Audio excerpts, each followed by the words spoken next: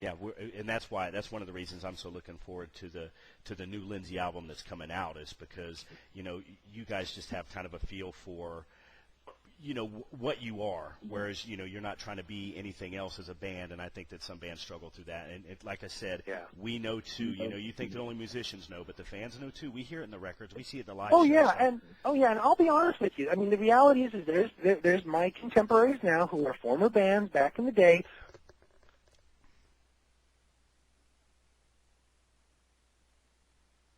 They're trying to put on spandex, and and they're trying to do that, and they're trying to jump around like they used to. And the reality is that, look, I'm not 19.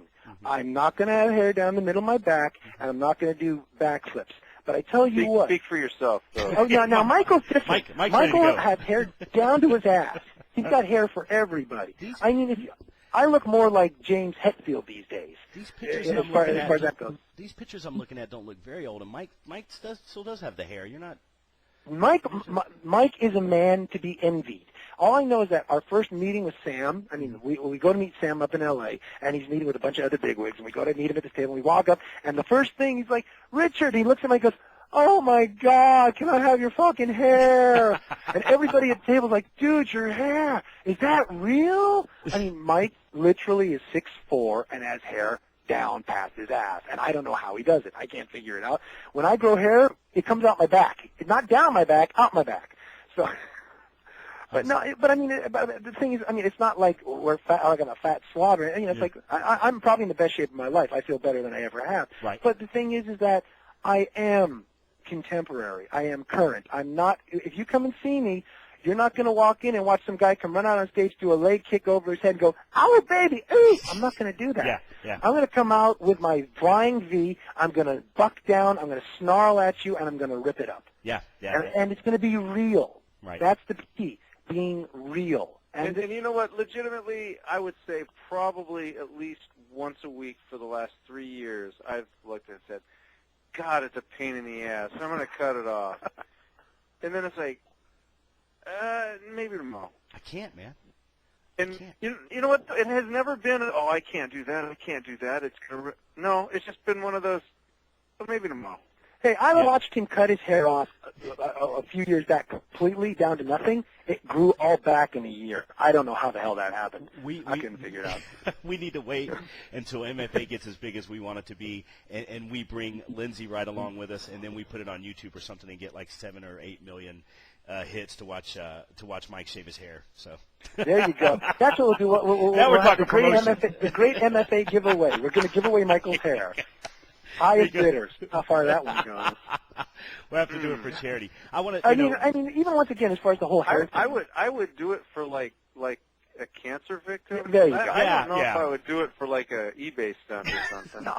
All the money would go to cancer care. But like even with the whole hair thing, even myself. I mean, it's not that I couldn't grow my hair long. Honestly, it's a pain in the ass. And the other thing that I find is that even though some of the younger people are, the hair is so cool, it's all this, that, and the other. It's like, it is cool, but there's something about a 45-year-old getting up with spandex and not being in Steel Panther, right? Getting up with spandex and having long hair with the hairline creeping up somewhere around the midsection of the head. Right.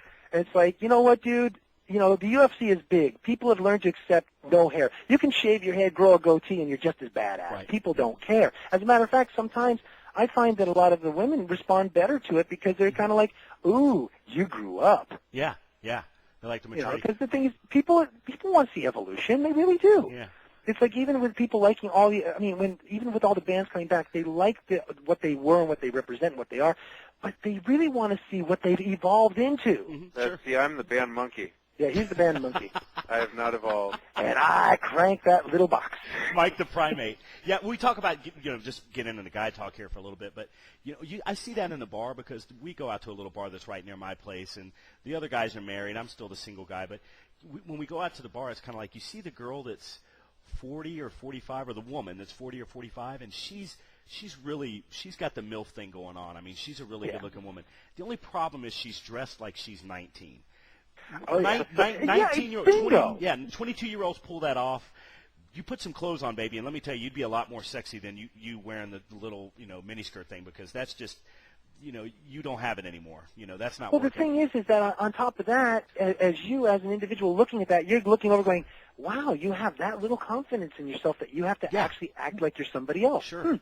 So I'm now, not interested. I want real people. So now we know that Mike's long hair is all about his low either that or self-esteem. she hadn't been able to afford any new clothes. Yeah, there you go. She works over at Walmart and is on a budget, Yes. And the reality is that she's borrowing her daughter's clothes. But we don't want to talk about that. But one thing we did And as a matter of fact, the girl sitting next to her happens to be her daughter, and the two of them are on the hunt, but we're not going to talk about Right, I was going to say, and that goes into a whole different frame of mind for me. And I got to keep it on music, but at least now we know that Mike's long hair is due to his low self-esteem. There you go. That must be it. That must be it. Let's talk a little bit about Bill coming back to the band, because he's your drummer, and I'm sure that he's going to be dead here in about 2 or 3 weeks. So we want to talk about him a little bit too. So is it good having him? Really though, is it good having him back? I know he's probably been in and out. Bill is just, he's a godsend to have back, because after Bill, we ended up working with a drummer named Chip, and Chip was a great guy, and he worked really hard to do the parts in the songs, because you may not notice it, but if you really listen to Bill's playing, and you'll find it's like, oh my God, he's putting in, quads in there. What the hell is he doing?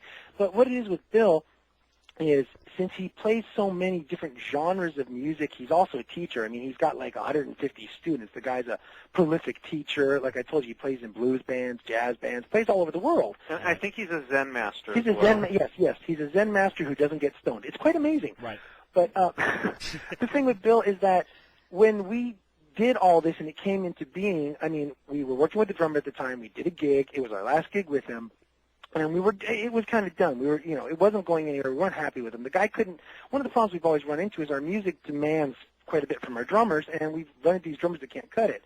So we kind of wrapped it up, and then Mike, as you probably read in the bio, put a MySpace together. He literally just said, hey, Richard, here's a code word, and I just put a Lynzee MySpace together. Go ahead and put some stuff on it and see what happens. I'm like, oh, okay, cool.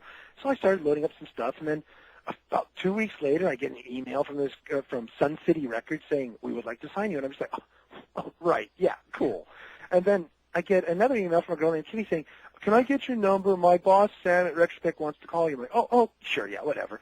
And I get the phone rings, and it's Sam. He's like, hey, man, Kimmy brought me your stuff, and, the fact is, you sign with anybody? I'm like, no. And he's like, I want to give you a record deal. I'm like, what? It was literally like, what? Yeah. You want to do what?